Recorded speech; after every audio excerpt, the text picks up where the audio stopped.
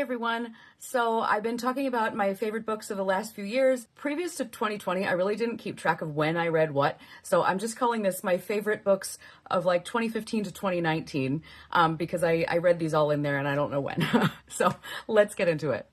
Okay, so I'm going to start with one that I have definitely talked about a lot, and that is the Neapolitan novels by Elena Ferrante.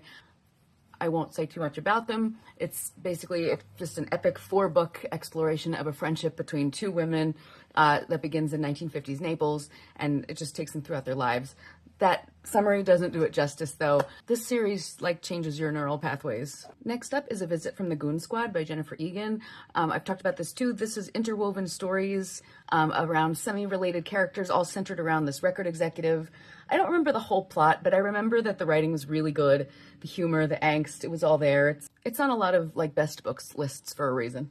Next up is Swing Time by Zadie Smith. Two young girls are best friends and they share a love of dance. One of them has real talent and the other one has all the passion for the music, the culture, and her roots. I read this a really long time ago, but I marked the heck out of this book. I remember that, which I don't normally do. I highlighted so many amazing lines and passages, and I've always intended to read more Zadie Smith. It's on my TBR.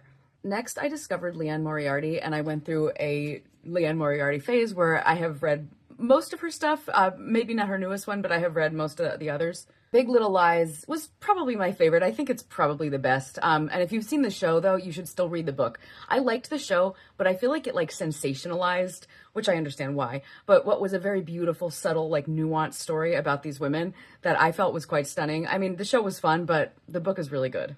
I also really, really loved What Alice Forgot, also by Liane Moriarty. This is about a woman who gets amnesia in a spin class accident. See, this is why I don't go to spin. It's too dangerous. When she comes to, she realizes she can't remember the last 10 years of her life.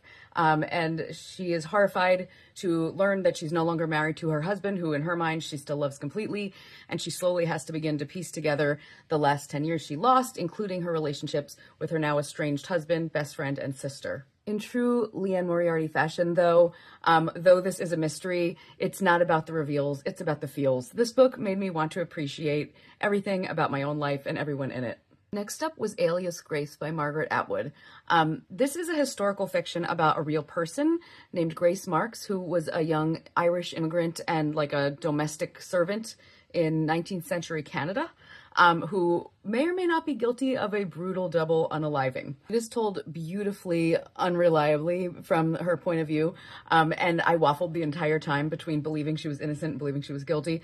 It was great fun, and of course it had feminist Atwoodian points to make. Highly recommend. Okay, I got this face paint for Halloween, and I'm going to try using this because I think it'll be kind of fun.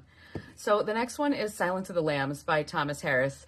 I don't have to tell you what this one's about. You're probably familiar. It looks really cool, actually. So I hadn't seen this movie before reading this book, and I read it and I was just blown away by how good the book was. For some reason, I wasn't expecting it to be as good as it was because I just didn't think at the time that I was into that kind of thing. But man, it's really good.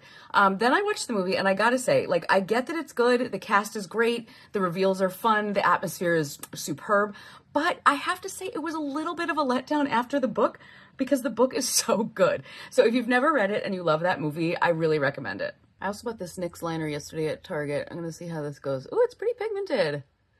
Okay, NYX. The next book is Where the Crawdads Sing by Delia Owens. I'm laughing because TikTok is so divided on this book. It's the story of Kaya Clark, the marsh girl who grew up in the North Carolina marshland. Her parents and siblings all abandon her when she's still a little girl, and she grows up basically on her own and has to support herself and navigate her life in the world alone until she's old enough to attract boys, and then the fun ends and she becomes a suspect in a local unaliving. I enjoyed this book. Was it the best of all time? No. The ending was really weird, but the story has stuck with me, and so it's on here. I am sorry. So I also read a lot of memoirs early in this time period because I was just getting into audiobooks, and as I've said before, memoirs where the famous person reads their own book is a really good gateway drug. There were 3 that really stuck out to me, and the first one is I'm Just a Person by Tig Notaro, which I've mentioned before. It's a really special one. She's so real and so delightful. If you don't know who Tig Notaro is, look her up. It's impossible not to be charmed and moved by her. I just bought this new L'Oreal Panorama mascara. We're going to try that out. Next was Calypso by David Sedaris. I love Any and all Sedaris, but this one stuck with me as being like sadder and a little bit more moving than some of his others. He discusses the passing of his sister and as well as the decline of his father. And although it's classic funny laugh out loud Sedaris in a lot of ways, I did a lot of crying as well. So the last memoir that I'm going to mention is a memoir, but also like a parenting book, and it's called Bringing Up Bebe by Pamela Druckerman. So my husband and I traveled to Europe a few times before we adopted our son, and we marveled at the behavior of children in Europe. And like they would just sit for 2 hours at a restaurant playing with like a spoon and maybe a wooden car. It was amazing. So my friend told me to read Bringing Up Bebe, which is written by an American woman who moved to France and raised her kids there, and she discusses the differences in parenting. This book was invaluable to me, and I think even if you aren't raising children, I still think it's like a pretty charming read, so I recommend. There were two mystery thrillers that stand out to me during this time period, and one of them is The Girl on the Train by Paula Hawkins. I know this one was super popular, so you've probably heard of it. It has all the tropes. It has an unreliable narrator. It has a broken woman who no one believes and everyone loves to gaslight. It has a sinister disappearance of a woman. It's got crazy reveals. It's not super original, but I thought all the tropes were done well, and I still remember everything about it, including the feels. I also started on my Tana French journey during this time. I started with Into the Woods, and then I just rocketed my way through every one of her books. I might do a Tana French appreciation video because I have read them all, I'm pretty sure. Her books are really atmospheric and creepy, but they're really character-driven, and they're pretty good. The Dublin M-Word Squad is my series is my favorite. Especially In the Woods, which is a mystery set in a creepy forest. The Likeness, which is a mystery where one cop goes undercover as someone else to solve an unaliving. And maybe my favorite, which is The Secret Place, which is about an unaliving at a boarding school. Very good.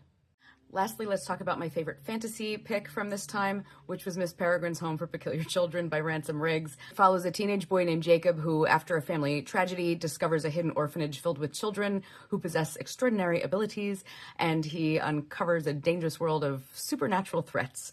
I thought this series was so fun. I read the whole thing in a week. I loved that he used like old pictures that he had collected alongside his writing. It's a very, very cool series. I highly recommend it, and it is YA. But I feel like I could read it with my son and he would enjoy it. Anyway, that is all. I hope that you enjoyed this, and I will see you next time. Bye.